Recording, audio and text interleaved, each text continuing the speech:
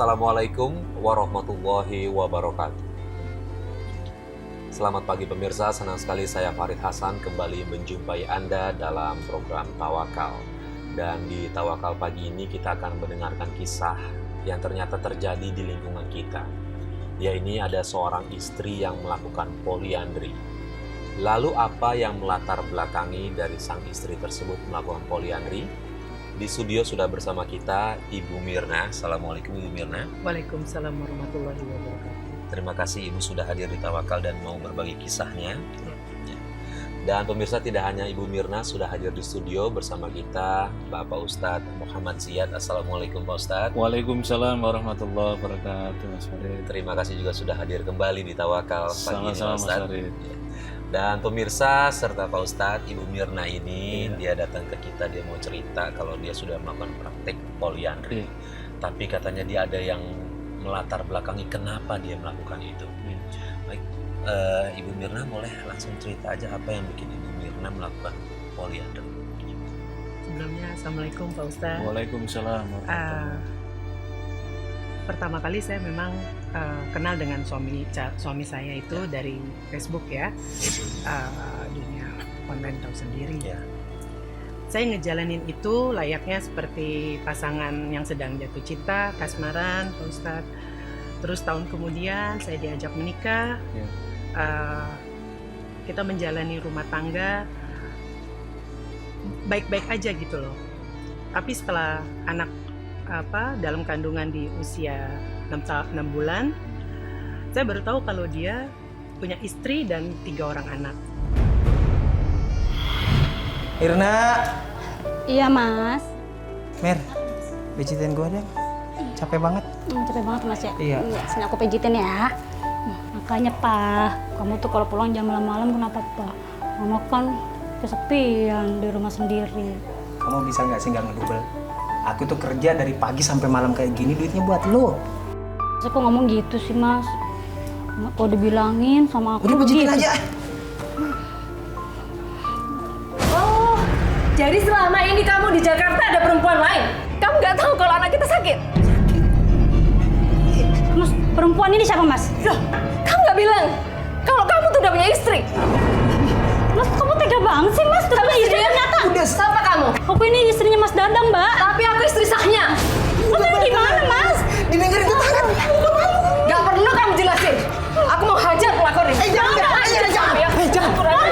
Mbak, Jangan, udah. Ini masalah apa? Tahu suami orang. Udah.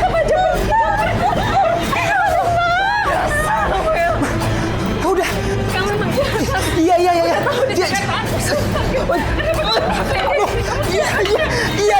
Udah tenang. Didengar tetangga malu. Jangan. Gitu. Dari situ saya berpikir, apa saya harus marah, senang, sedih, atau saya diam aja gitu loh. Akhirnya saya putuskan untuk saya lebih baik diam sampai anak saya lahir gitu. Saya menjalani itu dengan perasaan tuh nggak enak gitu loh, sakit gitu. Kadang dia pulang, kadang dia nggak pulang. Iya.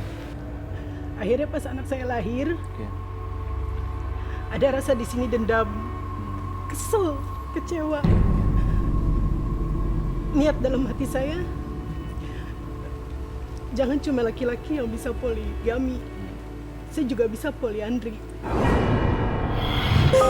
Ya Allah, nasib apa kayak gini banget sih ya Allah.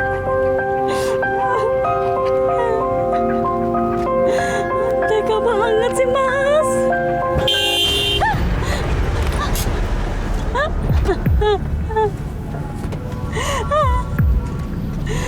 Astaga. Mbak nggak apa-apa? Nggak apa-apa Mbak mau kemana? Aku nggak tahu mau kemana, aku bingung mas. Yaudah. Mbak ikut saya anterin ya. Tapi nggak apa-apa, beneran nggak apa-apa kakinya. Yaudah Mbak ikut saya ya. Saya anterin Mbak ya. Ya. Iya Mbak, pelan-pelan Mbak.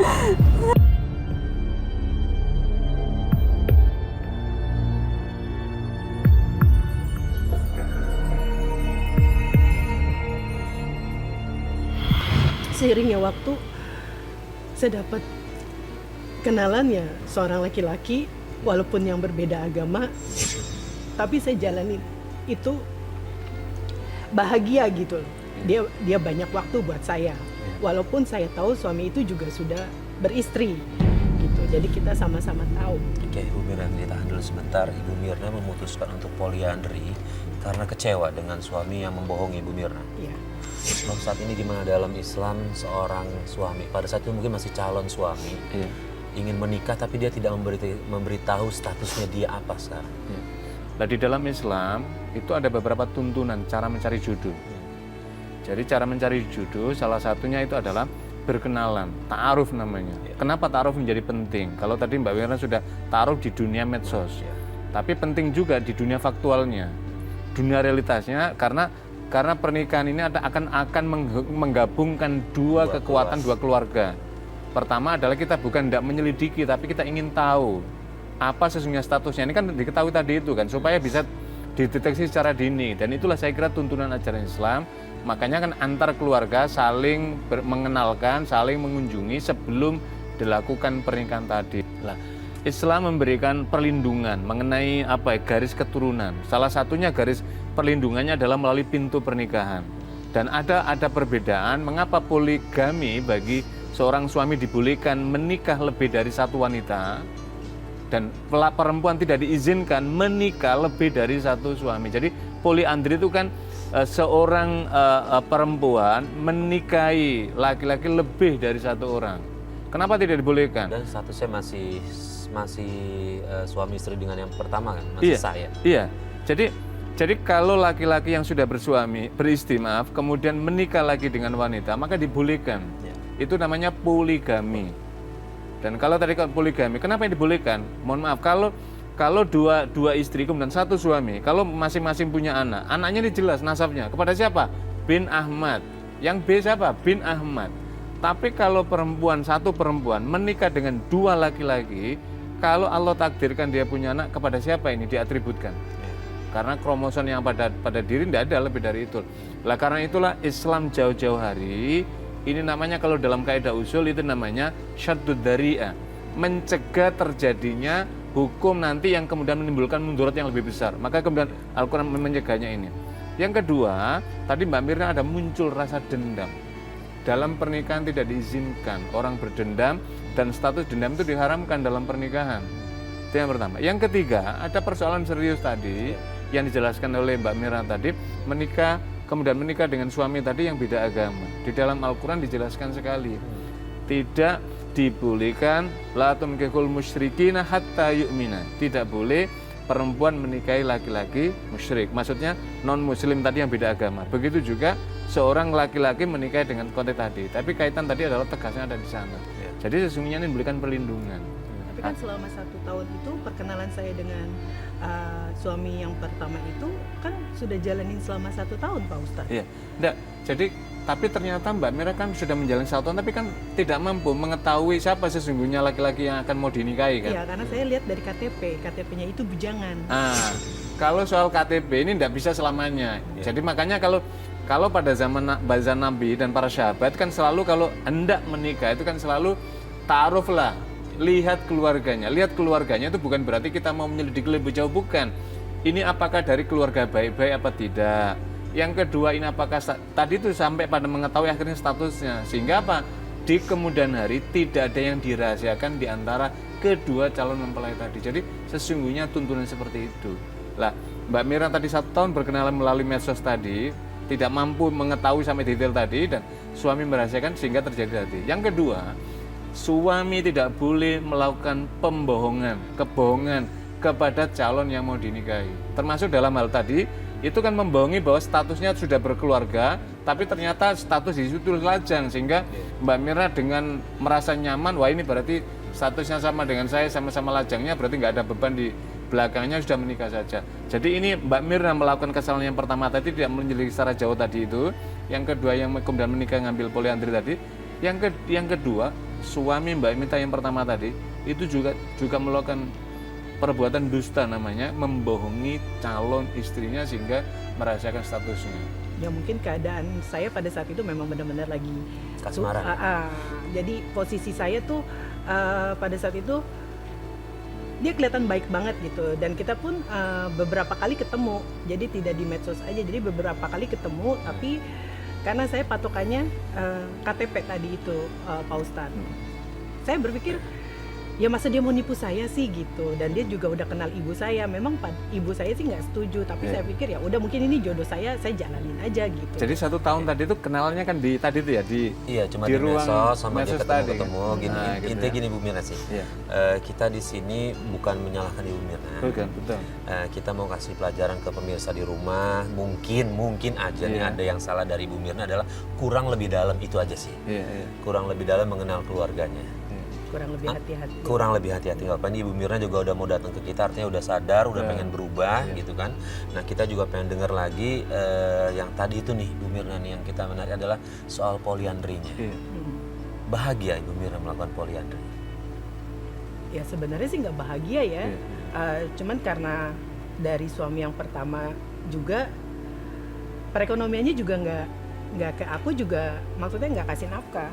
Terus jadi karena faktor ekonomi juga aku ngelakuin itu gitu loh. Anak aku mau dikasih makan apa nantinya gitu. Kalau sampai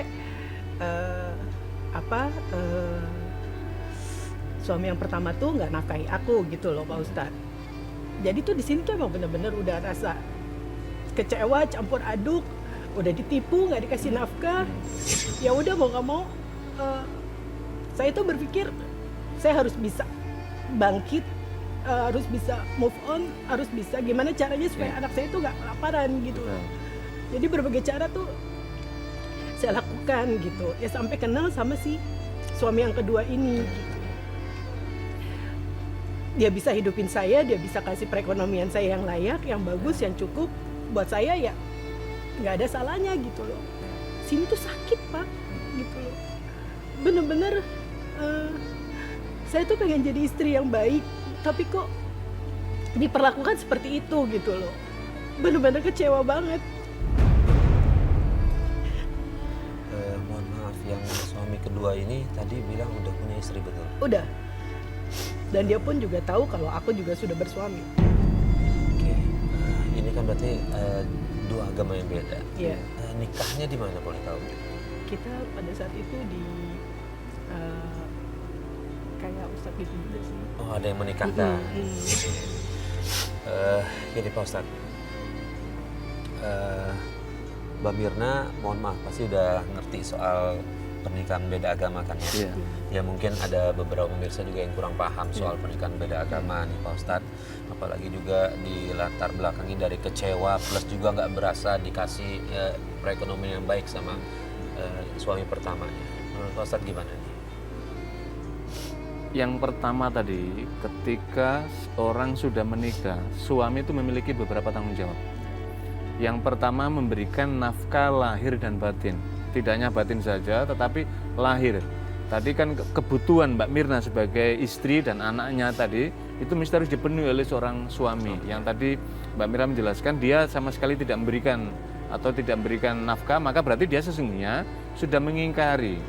Karena itulah tanggung jawab suami itu besar kepada istrinya dan anak-anaknya. Makanya Nabi SAW menyatakan, jika ada seorang pemuda yang memiliki nafsu yang tinggi kepada seorang perempuan, tetapi ya belum ada kemampuan material, ba'at namanya, maka Nabi mengatakan puasalah dulu untuk mengerim nafsu tadi sampai kemudian menyiapkan diri sehingga kemudian dia menikah.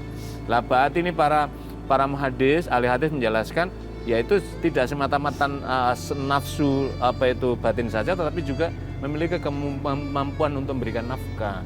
Berarti tadi kan ada yang pertama, ada dosa yang dilakukan oleh suami karena menelantarkan, tidak mengambil tanggung jawab untuk menafkahi kepada istrinya. Yang kedua, yang Mas Farid tadi tanyakan tadi yang berkaitan dengan pernikahan beda agama. Al-Quran menjelaskan, wala tunhikul musyrikati hatta yu'minna. Yang satunya lagi, wala tunhikul musyrikina hatta yu'minna. Tidak boleh wanita muslimah menikahi dengan laki-laki non-muslim.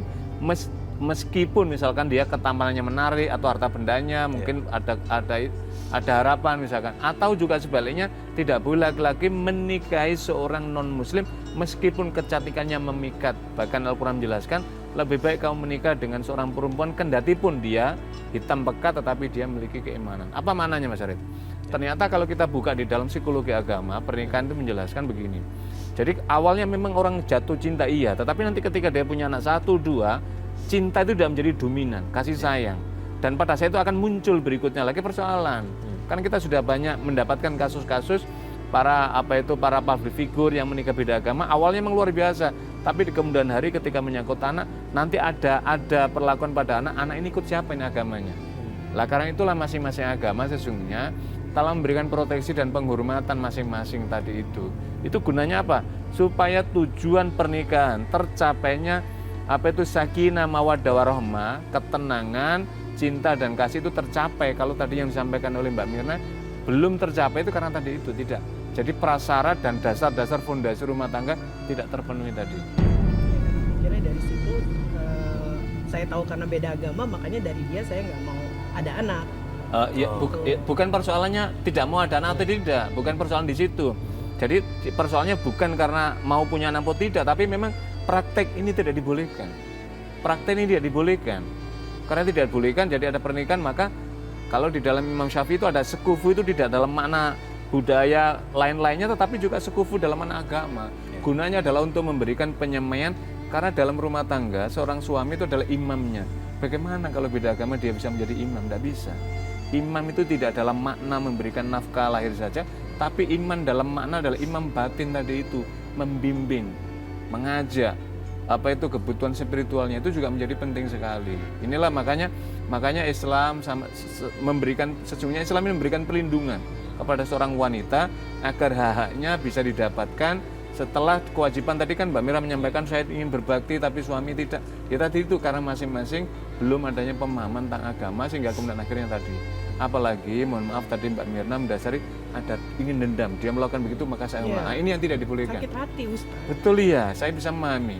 Sakit hati akhirnya kan melahirkan kekecewaan-kekecewaan berikutnya kan. Akibatnya apa? Mbak Mirna tidak merasakan ketenangan. Tadi kan kita mendengarkan Mbak Mirna tidak merasakan kebahagiaan karena dasarnya tadi itu. Kebahagiaan itulah yang dia cari dari laki-laki yang lain ini Pak Ustaz.